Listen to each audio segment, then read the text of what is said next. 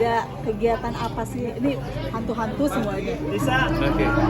Jadi kegiatan hari ini adalah kegiatan salah satu activation kita di film Muslihat. Jadi kita ngadakan nonton bareng bersama para karakter horor.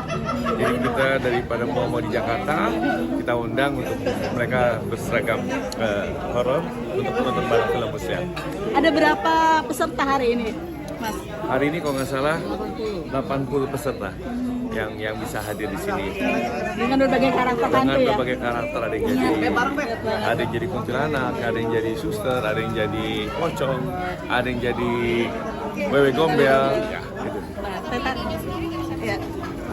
Ya dari tim kita. Idenya kita dari tim kreatif kita di IM Picture punya tim kreatif.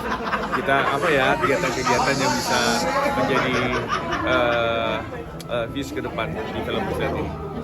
Nah, Teta kan ada ininya sedikit kan, behind the scene-nya. Itu seperti apa Teh akhirnya ikut terjun juga?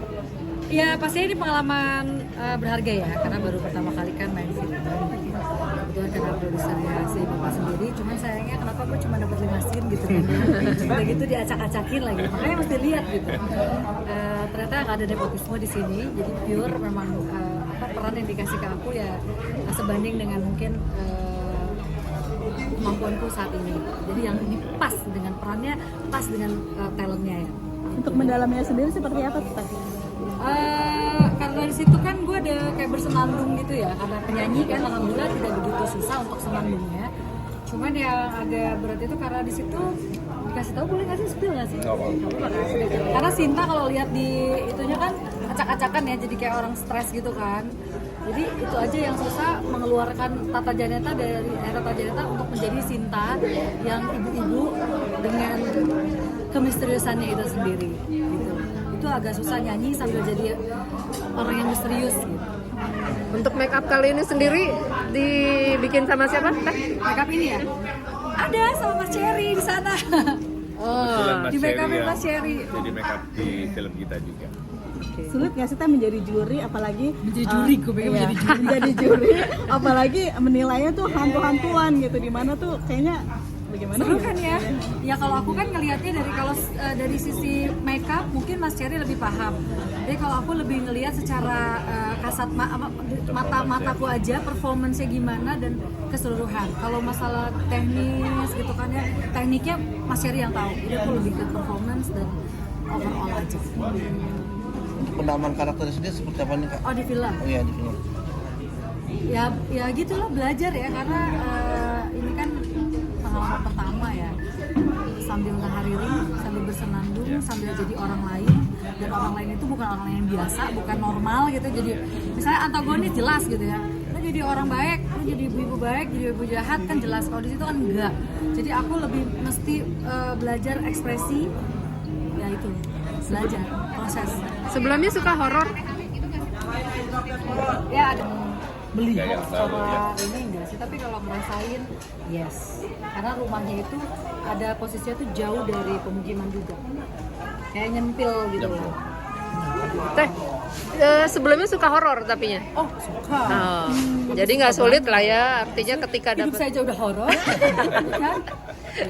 Ini berat ya. apa sama ya. Kamu tipe penakut nggak nih? Nah, makanya. Enggak. Oh, enggak. Aku biasa kalau bapaknya lagi tugas misalnya sendirian di rumah di kamar ya nggak masalah, merasakan, tapi aku bukan tipikal yang ya. Jadi aku tahu ada di situ ada sesuatu, tapi diem, lebih ke diem. Jadi gitu doang, tapi nggak yang enggak, biasa aja. Bang Toto nih ikut andil istri dalam hal ini nih, project ini gitu. Ya. Ini bagaimana akhirnya bisa terjun gitu? Karena Gini, kalau suka yang saya menarik dari Tata kan dia artis juga ya, dia penyanyi. Pada saat skrip pertama datang ke saya berpikir film ini harus ada value, yaitu lagu. Jadi why not? Istri saya juga dia penyanyi, akhirnya di film Muslihat ini yang menjadi original soundtrack film Muslihat ini Tata sendiri. Tata yang nyanyi dan Tata yang menciptakan lagunya. Gitu. Jadi tadi udah didengar ya lagunya, nah itu buatan original Tata semuanya. Honornya jadi double dong mas. Apa? Honornya double.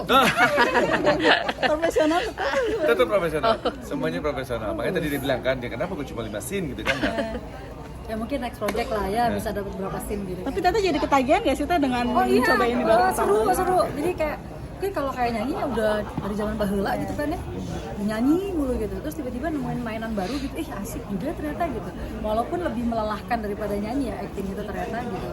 Nah, tapi menarik gitu, kayak tertantang aja. Aduh, lain kali aku dapet dong peran apa kek gitu. Seru aja sih, dapat mainan baru. Ada ritual-ritual tersendiri nggak Teh? Ngeri kali mandi kembang. Mungkin sebelum-sebelumnya gitu. Nggak bisa request kayaknya ya, mungkin para produser atau sutradara kan biasanya ngelihat kemampuan acting kita juga, terus ngelihat dari raut muka, garis muka kayak gitu kan. Mungkin kayak gue kayak gini kan biasanya antagonis biasanya ya gitu ya, mudah-mudahan lah ada jadi ibu baik. Gue pengen jadi orang baik-baik. Tapi jadi Parno nggak sih Teh? Karena Maksudnya di kehidupan nyatanya gitu?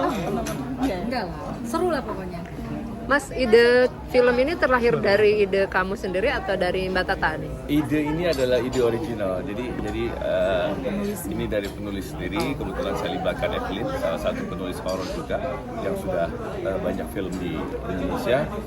Dan kami buat ini ide original. Jadi kita coba develop itu. Jadi IM film pertamanya adalah film horor ini. Oh, ini perdana untuk Perdana IM? IM. Oh. Yes. Ini adalah film perdana kami yang kita ambil genre horor.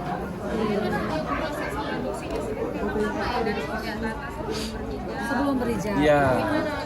Setahun lebih yang lalu. Proses produksi kita itu syuting mulai Januari 2024. Ya, jadi waktu itu Tata masih belum berhijab. Jadi terus kemudian Setelah jadi karakter itu gue berijab. setelah jadi karakter itu Ada hikmahnya. mungkin dia menemukan ada yang melihat di situ. Ada hikmahnya ya. Gitu kan. Jadi akhirnya Tata di Dapat hidayah habis. di apa ya, bulan apa ya kamu ya? Akhir ya. Aku lupa pokoknya pas habis apa itu namanya Idul Adha kalau Ya. nggak salah. Ya, itu. Proses hijab. Pas syuting ada cerita mistis nggak di Idul lokasi? Fitri kok Idul Adha sih? Idul Fitri. Ada cerita mistis di balik. Di lokasi syuting ada cerita mistis nggak di lokasi syuting? Mistis banget. Hidup gue mistis. Itu ada.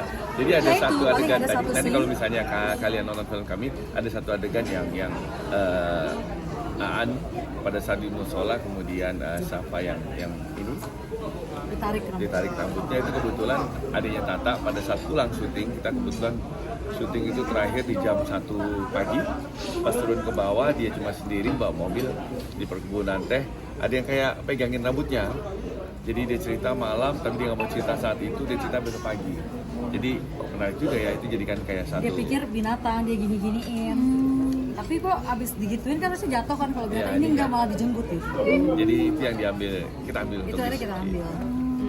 Film pertama horor pula, ada Ya. target tersendiri nggak dari Mas? Iya, film kenapa? Ada targetnya sendiri nggak dari sini? Kalau target kita berharap penonton di Indonesia bisa menerima karya kami, bisa menonton. Semoga ini karya pertama kami dan bisa diterima oleh masyarakat. Dan alhamdulillah film Muslihat akan tayang juga di Malaysia tanggal 24 April ini. Ya, terus kita terus berkarya, semoga bisa diterima oleh masyarakat semuanya. Oke, terakhir. Ya.